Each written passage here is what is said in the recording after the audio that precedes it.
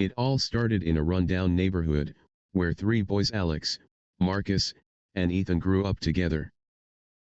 Born into the grim realities of crime and poverty, they had no choice but to survive. From an early age, they learned that trust and loyalty were the only things that could keep them alive. Their friendship was unbreakable, a silent pact formed by years of shared hardship.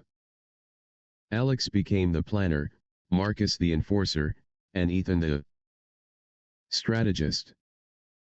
Years passed, and under Salvatore's tutelage, the three shadows became the most feared assassins in the city.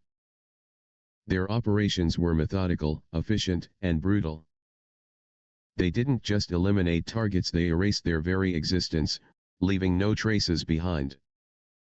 Alex would plan the hits with cold precision, ensuring no mistakes.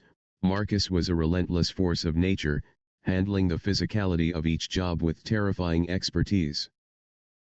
Ethan was the thinker, always staying 3 steps ahead, predicting every possible scenario. They became famous not only for their skill but for their discretion. No one knew who they were.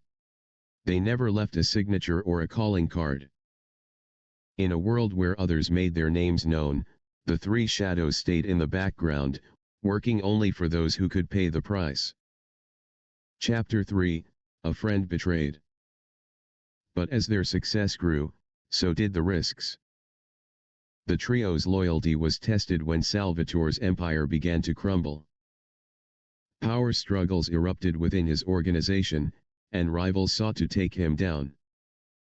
One day, without warning, Salvatore betrayed them. He handed them over to a rival crime syndicate, seeking to buy his freedom.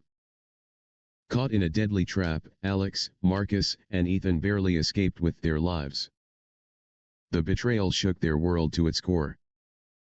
For the first time, they weren't just hitmen, they were prey. They went underground, hiding in the shadows, until they figured out how to take down the man who once considered them his own. Their bond was stronger than ever, but they now found themselves in a deadly game of cat and mouse, one where there was no going back. Chapter 4, The Return of the Shadows. With the help of a few old allies, the three shadows launched a ruthless war to take back control of their destinies. They dismantled the syndicates one by one, using their blend of planning, strength, and foresight. Each assassination brought them closer to Salvatore, but it also pushed them further into the abyss. They were no longer the innocent boys they had once been. They were monsters now, and they knew it. During one pivotal moment, Ethan, the strategist, began questioning their path. He saw the toll their violent lives were taking on their minds and souls. Marcus, the enforcer, had grown colder, and Alex's calculating nature was now filled with a deep, haunting emptiness. They were all beginning to realize that the life they had chosen could never be escaped, even if they destroyed their enemies. But there was no turning back. Chapter 5, Final Confrontation. The day finally came when they cornered Salvatore. In a dark, abandoned warehouse, the three faced their former mentor. Salvatore, now a shadow of the man he once was, offered them one last deal: join him once more, this time as the true leaders of his empire, and they would be unstoppable. But the three were no longer the boys who had once worshipped him. They had outgrown him. Their bond, stronger than any loyalty to a single man, held firm. In a bloody final confrontation, the three shadows dismantled Salvatore's empire once and for all. They killed him without hesitation, leaving his body to rot in the same warehouse where they had first met him.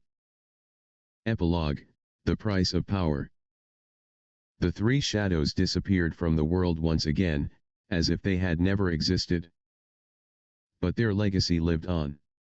The myth of three best friends turned hitmen, who had risen from nothing and torn down empires, spread across the criminal world like wildfire.